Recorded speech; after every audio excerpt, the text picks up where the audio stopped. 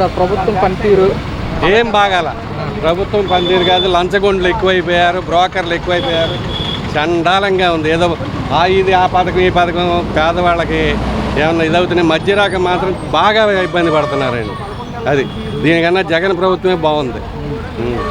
కాదు, ఎలా ఉందంటారు జగన్ ప్రభుత్వం గతంలో అని కాదు, అది ఒక రకం ఇది ఒక రకం అనుకోండి. ఈయన ఏదో పేదవాడిని తీసుకెళ్ళి అందరం ఎక్కిచ్చేస్తానంటున్నాడు. ఆ అందరం ఎక్కుతాడు ఆయన.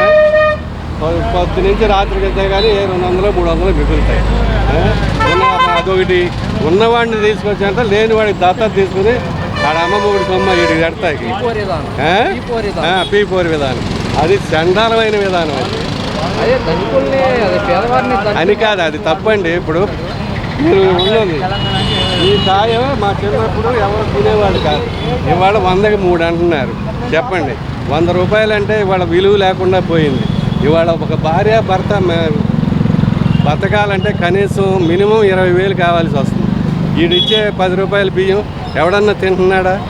అమ్మేసుకుంటున్నారు. కూలికి ఎవడన్నా వస్తున్నాడా? ఎవడు రావట్లా. దానికి విధానం ఏంటంటే వీళ్ళు పెట్టిన పథకాలు సోమరిపోతనం పెంచేస్తున్నారు వీళ్ళు. అది మరి ప్రజలంతా కూడా మాకు ఉచితాలు వస్తాయి కదా, ఉచితాలు వస్తాయి. ఎవరికండి ఉచితాలు వచ్చేది? నిరుపేదలు ఎవరన్నా ఉన్నారా ఇవాళ?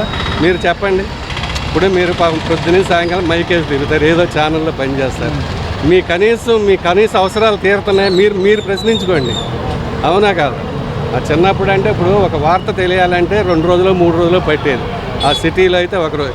ఇవాళ వితిన్ మినిట్స్లో వరల్డ్లో ఏం జరుగుతుందో మనకు తెలిసిపోతుంది. మరి ఇప్పుడు ఇచ్చిన పథకాలు అమలు చేయాలంటే కొంచెం టైం పడుతుందని సీఎం. టైం పడుతుంది. ఒకటి సొమ్మండి ఇవన్నీ దేశ పెడతానికి 60,000 కోట్లు, 50,000 కోట్లు, 30,000 కోట్లు తీసుకొస్తున్నారు అప్పు. ఈ అప్పు అంతా ప్రజల మీద పడటమే కదా. అదొకటి. 70,000 కోట్లు ఏదో డిస్కమ్స్లకు కట్టలేదు అన్నారు. 5 సంవత్సరాల నుంచి పేద ప్రజలకు ఉచిత కరెంట్ అంటున్నారు. ఎవరికి నిండింది? 5 సంవత్సరాల నుంచి బకాయిలు మనం కడుతున్నాం. అద్దెకున్న వాళ్ళు ఎవరో వాళ్ళు వెళ్ళిపోతారు. ఆ భారం అంతా ఎవరు? మనం భరాయిస్తున్నాం. అది తప్ప కాదా? మరి అది తప్పండి.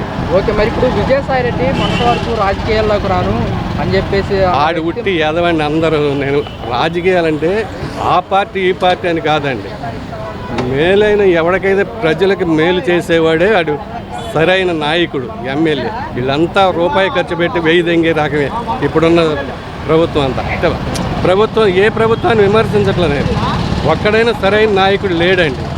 మళ్ళీ రాజకీయాల్లోకి వస్తా నా ఇష్టం అది అని చెప్పేసి అది తప్పండి. వాడి ఉద్దేశం ఏంటంటే ఏది బాగుంటే ఏది దీంట్లో ఉంటే వాళ్ళ ఆస్తులు కాపాడుకుంటాకి వాళ్ళు ఇది కాపాడుకుంటాకి తప్పితే ఇవాళ చంద్రబాబు నాయుడు పక్షాన్ని చేరనుకో ఈడున్న అన్నాలు ఏమి చేయడు. ఇవాళ అంతే కదా. ఇవాళ జగన్ని అన్ని కోట్లు ఎందుకు అరెస్ట్ చేయట్లేదు? స్వార్థం. అంటే మోడీది కూడా స్వార్థమే. వీళ్ళు తప్పుకున్నాడు అనుకో అక్కడ మెయిన్ ప్రభుత్వం పడిపోతుంది.